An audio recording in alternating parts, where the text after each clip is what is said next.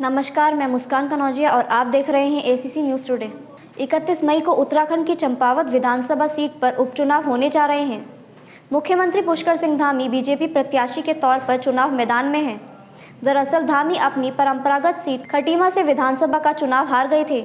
इसके बावजूद बीजेपी ने उन पर विश्वास जताते हुए फिर से मुख्यमंत्री बनाया। धामी के चुनाव लड़ने के लिए चंपावत से पार्टी के विधायक कैलाश गहलोत्री ने अपनी सीट छोड़ दी थी। सीएम धामी को 6 महीने के अंदर विधानसभा की सदस्यता लेनी है, इसलिए चंपावत विधानसभा सीट पर उपचुनाव होने जा रहा है। आइए अब आपको बताते हैं उत्तराखंड में कब कब मुख्यमंत्रियों ने उपचुनाव लड़े और उसका क्या परिणाम रहा। 2002 में नारायण दत्त तिवारी जीते उपचुनाव। उत्तराखंड बनने के बाद 9 नवंबर 2000 में बीजेपी की अंतरिम सरकार बनी थी। 2002 में जब उत्तराखंड के पहले विधानसभा चुनाव हुए थे तो कांग्रेस ने बाजी मारी। कांग्रेस हाईकमान ने नारायण दत्त तिवारी को मुख्यमंत्री बना दिया। ऐसे में नारायण दत्त तिवारी को उपचुनाव लड़कर विधानसभा की सदस्यता लेनी पड़ी। एनडी तिवारी ने रामनगर सीट से उपचुनाव लड़ा था। कांग्रेस विधायक योगंबर रावत ने खाली की थी सीट। कांग्रेस के दिग्गज नेता नारायण दत्त तिवारी के लिए पार्टी के रामनगर से विधायक योगंबर रावत ने सीट खाली कर दी थी। इस तरह एनडी तिवारी ने रामनगर सीट से उपचुनाव लड़कर विधानसभा की सदस्यता हासिल की थी।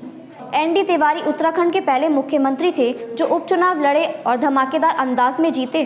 सिर्फ नामांकन के दिन आए थे तिवारी।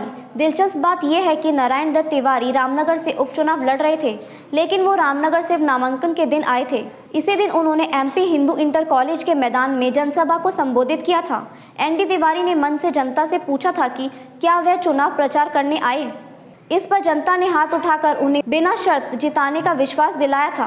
तिवारी ने 75% से अधिक मत हासिल कर रिकॉर्ड जीत दर्ज किया था। भाजपा प्रत्याशी महज 2500 मत ही हासिल कर पाए थे। 2007 में बीसी खंडूरी जीते उपचुनाव। उत्तराखंड के इतिहास में भुवन चंद खंडूरी दूसरे मुख्यमंत्री थे जो विधानसभा का उपचुनाव लड़े और जीते भी। 2007 में कांग्रेस को हराकर बीजेपी ने उत्तराखंड की सत्ता हासिल की थी। बीजेपी हाईकमान ने भुवन चंद खंडूरी को उत्तराखंड का मुख्यमंत्री बनाया था। खंडूरी तब पौड़ी लोकसभा सीट से सांसद थे। बीसी खंडूरी को 6 महीने के अंदर विधानसभा की सदस्यता लेनी जरूरी थी। खंडूरी पौड़ी गढ़वाल जिले की यामेश्वर सीट से उपचुनाव लड़े थे। कांग्रेस के विधायक ने खंडूरी के लिए खाली की थी सीट।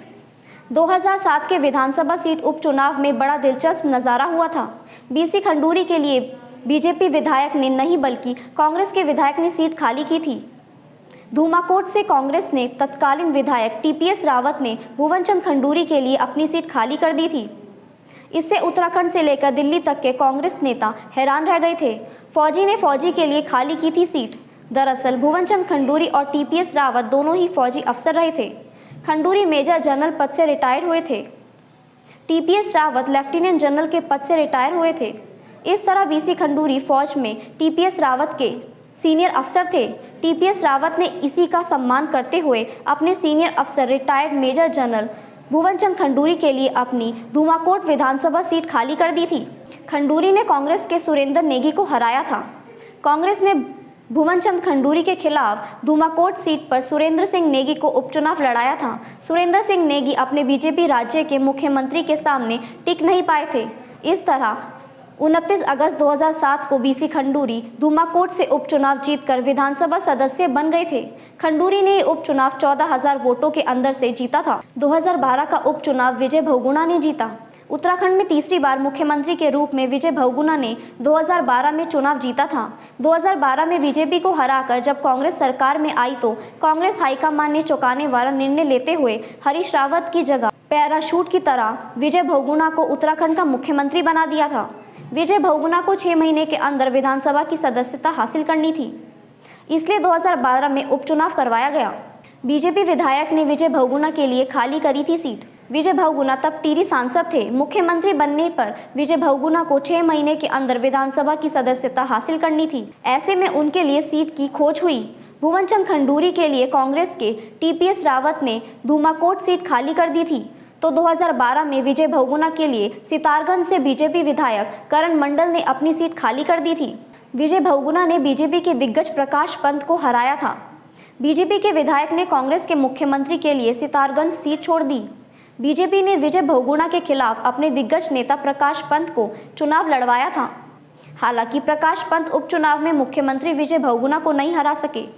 तत्कालीन मुख्यमंत्री विजय बहुगुणा ने सितारगंज का उपचुनाव करीब 40,000 वोटों से जीत लिया था। 2014 में धारचूला से जीते थे हरीश रावत। 2013 की केदारनाथ आपदा के बाद मिसमैनेजमेंट के आरोप में जब विजय बहुगुणा की मुख्यमंत्री की कुर्सी गई तो कांग्रेस ने हरीश रावत को नया मुख्यमंत्री बनाया। हरीश रावत तब विधायक नहीं थे। हरदा को विधानसभा का उपचुनाव लड़ाना पड़ा था।